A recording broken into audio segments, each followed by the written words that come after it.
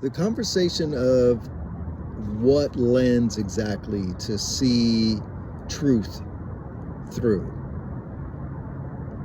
That conversation can be started a few different ways. This is just one of them.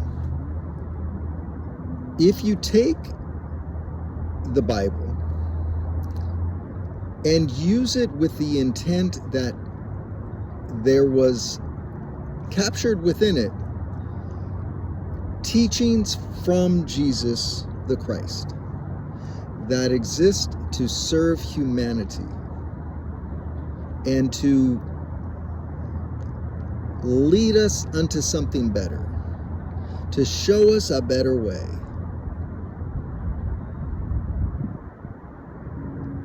And take away from it something that is for humanity, everybody, that can serve us. So when you hear me use the terms can serve us, it's not so that it kind of, makes us feel good. It's so that it actually works. It serves us in that way. So careful with judging a message from Jesus that serves us, because too often that's belittled. Oh, you want God to kind of fit your lifestyle. We should all be intent on getting it right instead of being right. And that's common sense. If you take the Bible with that intent to understand Jesus, there are two essential elements that are of great value. One,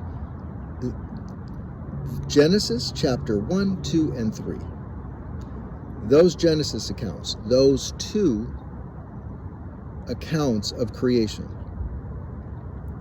The other is the Gospel of John.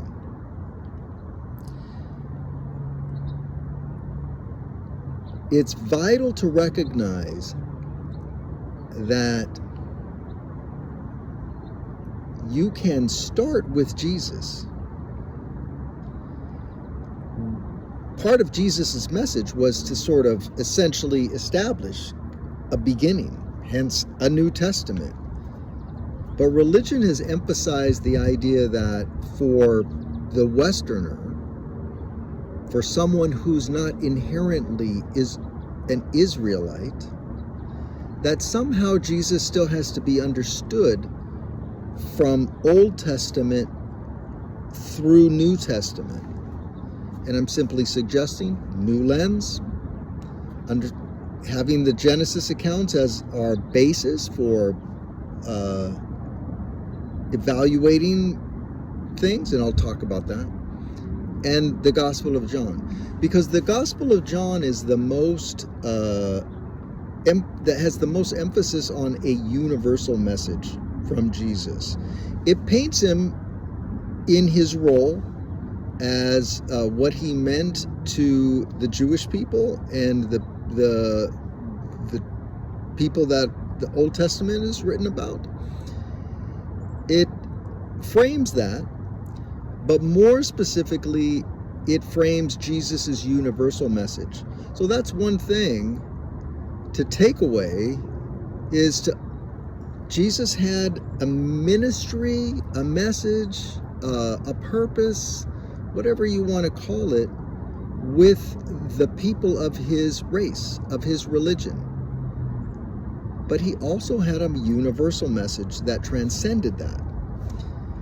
And I'm simply suggesting for anyone that wants to understand the teachings of Jesus, we can begin with him. It is not necessary to understand everything that came before him, because by doing so, you run the risk of something that Jesus shared was a threat to his message, which is to only embrace Jesus and drink of his teaching through his new wine, through his message.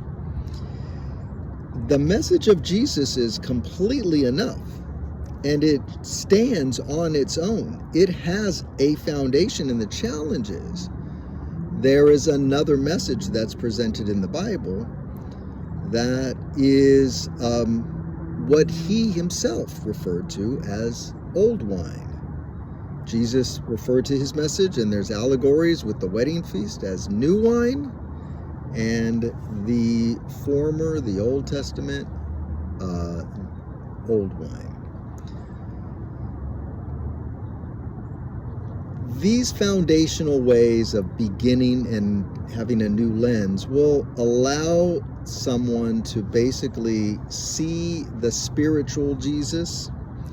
Everyone says the Gospel of John is the spiritual one, but more importantly, it allows the reader to recognize that Jesus, from the outset of the first paragraph that the writer shares, that Jesus's gospel is based upon Genesis 1, in the beginning.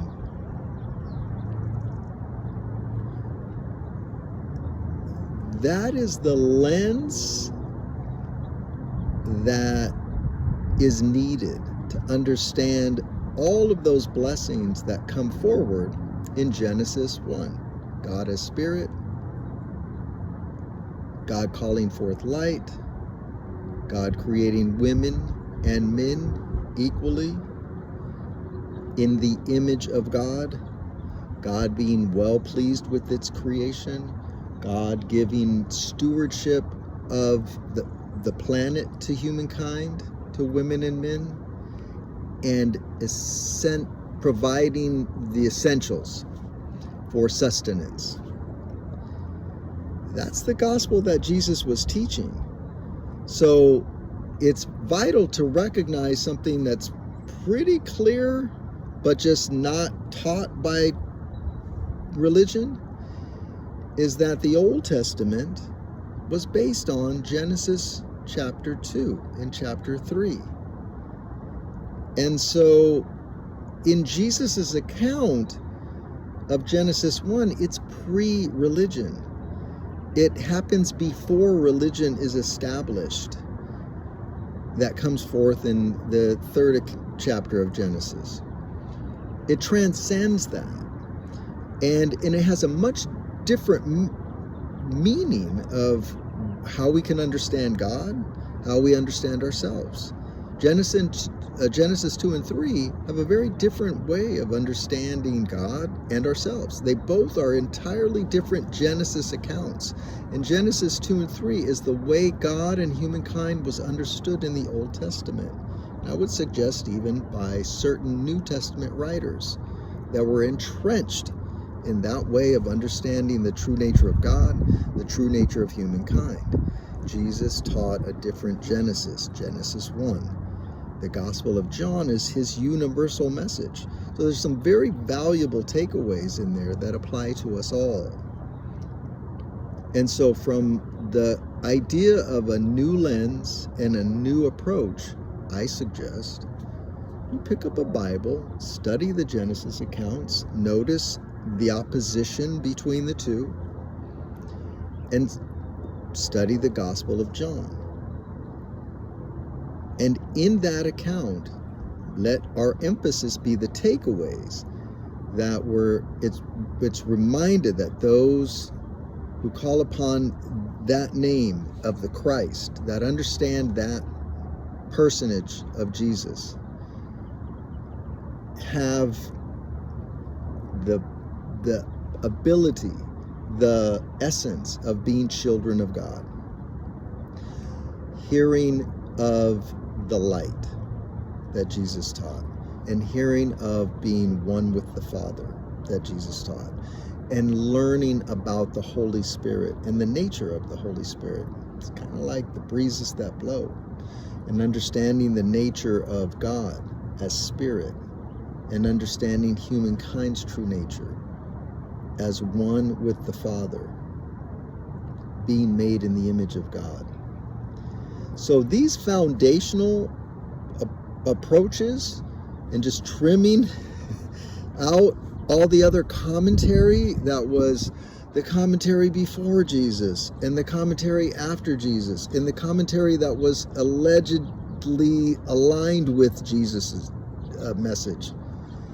And just go to Jesus. Just go to what he said. And what that particular writer felt was of the need to emphasize. It was a very different emphasis. It wasn't on sin and salvation. Jesus taught sin is just anything that separates us from God. So sin doesn't go away with this concept. It simply just means that sin is not the basis. The basis is unity. Sin is the stumbling block that keeps us from unity. But sin is to be understood that way. Jesus said, you even think about it, you might as well have done it. Like anything that represents separation from God is sin. So it takes on a different connotation there. The reality is unity and oneness, wholeness with God. That's the basis. That's the priority.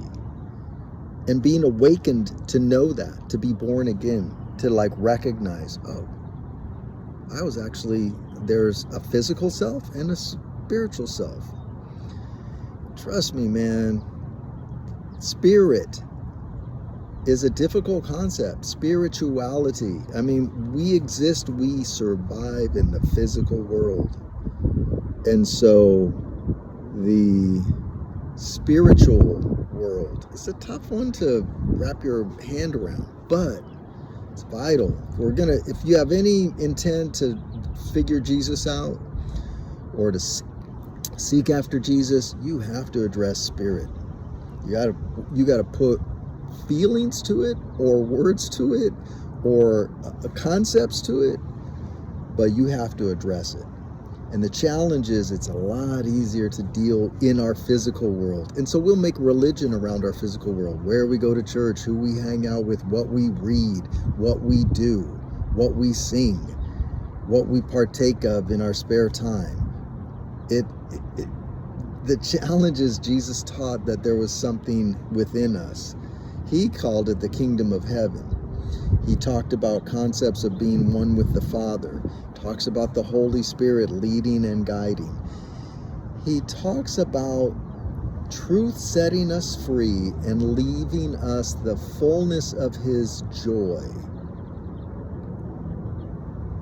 and suggesting that my peace, that the peace that he had, he gives to us.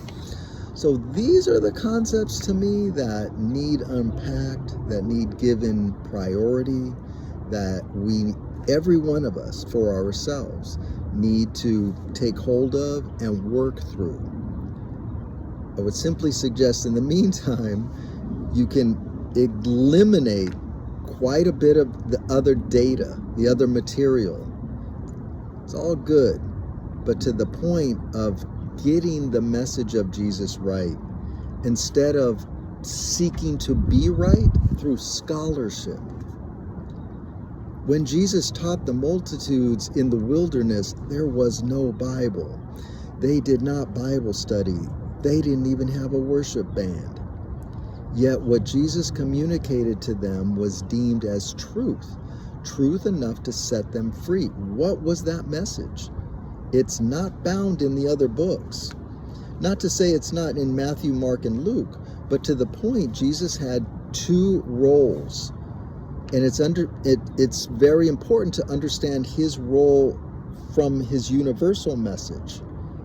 And Matthew, Mark, and Luke are simply more engaging with Jesus and his role within his culture and the religion he was born into. All fine. I'm simply suggesting for the rest of us, it's okay to look at a single gospel account and draw many, many, many conclusions, enough to give the individual a sense of wholeness, a sense of knowing truth, a sense of being free from the confines of an ideology that hasn't served humankind in 2,000 years.